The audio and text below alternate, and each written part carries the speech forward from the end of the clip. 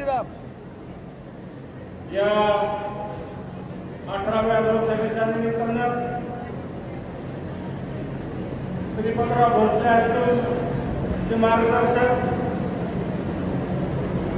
K.T.. Patil सरांचे विचारांचा वारसदार सुधीरअण्णा पाटील आणि त्यांच्या दोन्ही चिरंजीवांच्या माध्यमातून त्यांच्या मेळाव्याचं आयोजन करण्यात आलेलं आहे. आपल्या या मतदारसंघामध्ये महायुतीचा उमेदवार या जिल्ह्याचे लोकनेते राणाजगजितसिंह पाटील यांच्या सुविद्य पत्नी ज्यांनी जिल्हा परिषदेच्या माध्यमातून आपल्या कर्तव्याचा ठसा निर्माण करून दिलेला आहे. तमाम माझ्या माता भगिनींना एक हक्काचं ठिकाण म्हणून जर कुणाकडे पाहता असेल तर या जिल्ह्यामध्ये अर्चनाताई पाटील एक नाव घेतलं जातं आणि या अशा उमेदवाराच्या प्रचारासाठी सुधीरअण्णांच्या माध्यमातून या ठिकाणी आयोजित केलेल्या मेळाव्याला अन्नावर प्रेम करणारे सर्व माझे तमाम बंधू भगिनी, मंचावर उपस्थित असलेले सर्व सन्माननीय पदाधिकारी, येणाऱ्या 7 तारखेला लोकशाहीचा जो महोत्सव असतो सर्वात मोठा महोत्सव, या महोत्सवामध्ये तुम्हाला मला एक संधी मिळणार आहे. ती संधी म्हणजे मतदान करण्याची संधी मिळणार आहे आणि या संधीचा आपण उपयोग करायचा का दुरुपयोग करायचा हे देखील ठरवण्याची आपण आपलं जे मताचं दान करणार आहे त्या मताचं दान कुठल्या शक्तीच्या पारड्यामध्ये आपण टाकणार आहे हे सुद्धा ठरवण्याची निर्णायक वेळ असते. काही दिवसापूर्वी या ठिकाणी या देशाचे युग पुरुष आंतरराष्ट्रीय स्तरावर ज्यांनी आपल्या कर्तृत्वाचा ठसा निर्माण केला भारताचे यशस्वी पंतप्रधान माननीय नरेंद्रजी मोदी यांची सभा या ठिकाणी फार मोठ्या उत्साहात होता. आपण सर्वजण त्या सभेचे साक्षीदार होता. माननीय नरेंद्रभाई मोदी यांनी या देशाचं नाव, या देशाचा मान, या देशाचा सन्मान कुठल्या पद्धतीनं कुठल्या उंचीवर नेऊन ठेवलेला आहे याचं देखील आपण सर्वजण साक्षीदार आहोत. ही निवडणूक अर्चनाताई पाटील विरुद्ध ओमराजे अशी नाहीच ही पहिली भूमिका टाकल्या मनामध्ये सर्वांनी बनवून घ्यावी हे माझं आभार सर्व आहे. आपण करणारं मतदान तर राहुल गांधीला जाणार आहे, नाहीतर आपण करणारं मतदान नरेंद्रभाई मोदी यांच्या पारड्यामध्ये जाणार आहे. मग पंतप्रधान या देशाचा राहुल गांधीला करायचं आहे की नरेंद्रभाई मोदींना या देशाचा सलग 3री वेळ पंतप्रधान करायचा याचे देखील निर्णय करण्याची वेळ आली. या देशाला गेल्या 50-60 वर्षामध्ये आपण प्रत्येक वेळेस ऐकत आलो. गेल्या 30 वर्षापासून आम्ही साधारणतः राजकारणामध्ये सक्रिय आहोत.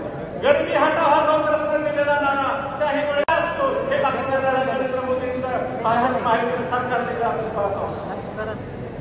मग भकास करणाऱ्या काँग्रेसवर तुमच्याला पण आपलं मतदान द्यायचं का या देशाला विकासाच्या मार्गावर घेऊन जाऊन आंतरराष्ट्रीय स्तरावर स्वतःचं आपलं मान मनात राखणाऱ्या या पंतप्रधान नरेंद्र मोदींना आपलं मतदान द्यायचं हे देखील ठरवण्याची वेळ या ठिकाणी आली.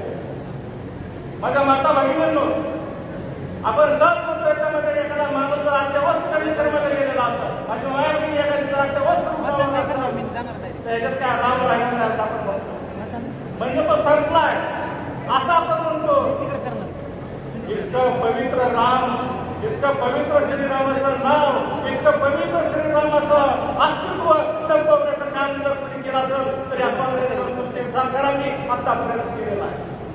गेल्या 550 वर्षापासून तुमच्या माझ्या मनातला राम जरा तंबूमध्ये ठेवण्याचा महापातक जर कोणी केला असेल तर या काँग्रेस संस्कृतीने केलेला आहे. आपण गेल्या 22 जानेवारीला सर्वांनी या देशामध्ये दुसरी दिवाळी साजरी केली आणि या आपल्या प्रभू श्रीरामचंद्राचं जन्माचं जे मंदिर या विश्वामध्ये सर्वात मोठं असं घर, फक्त घर, अत्यंत सुंदर अशा महाल यामध्ये या प्रभू श्रीरामचंद्राची प्रतिष्ठापना देखील मोदींचा आहे.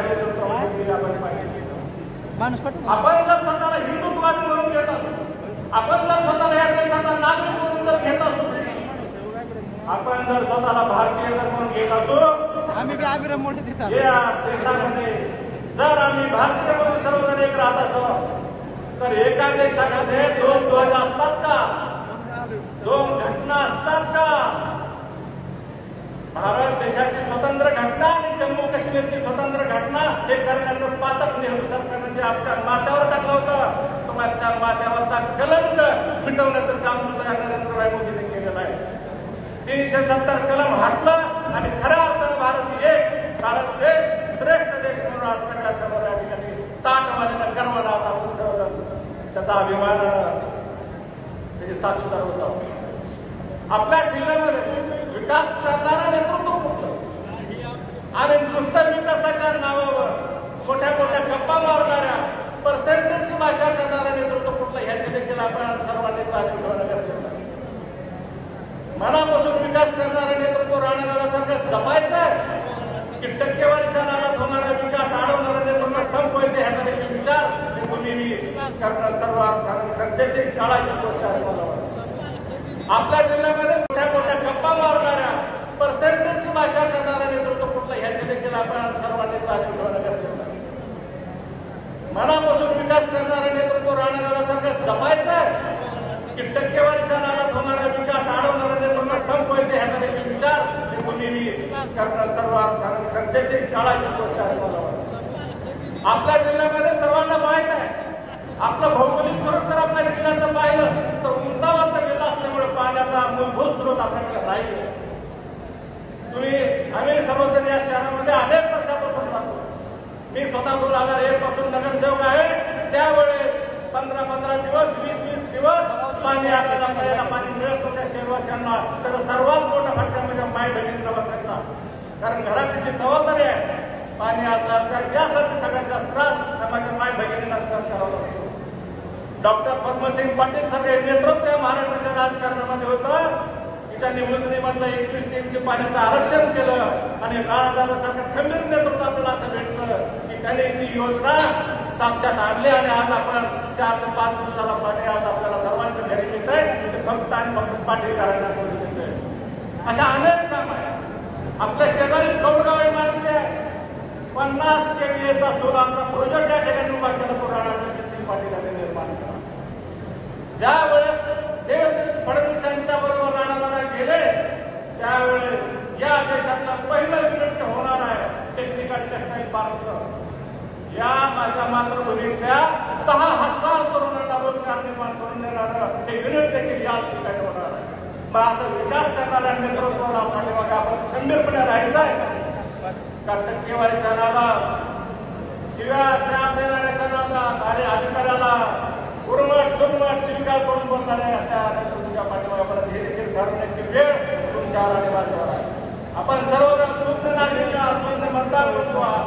मग सर्वांना नम्र विनंती करतो शेवटची कळकळीची येणाऱ्या 7 तारखेला आपल्याला जर या धर्मासाठी जगायचं असेल आपल्याला जर या देशाचा खरा पुरासाच्या पाईप मिळवायचा असेल या 18व्या लोकसभेचं नेतृत्व जर आपल्याला पुन्हा एकदा मोदीजीकडे जावं असं वाटत असेल तर या 400 पार मध्ये जी नरेंद्रभाई मोदींनी घोषणा दिलेली आहे त्या 400 पार मध्ये आपला धाराशिवचा नंबर असला की तेवढीच गरजेची काळाची गरज एवढं लक्षात घ्या आणि अर्चनाताई पाटील यांना आपलं अत्यंत मोलाचा सन्मान देऊन भरघोस विजयी करावं आणि येणाऱ्या लोकसभेमध्ये पाठवावं एवढीच एक विनंती करतो आणि थांबतो. जय हिंद जय महाराष्ट्र.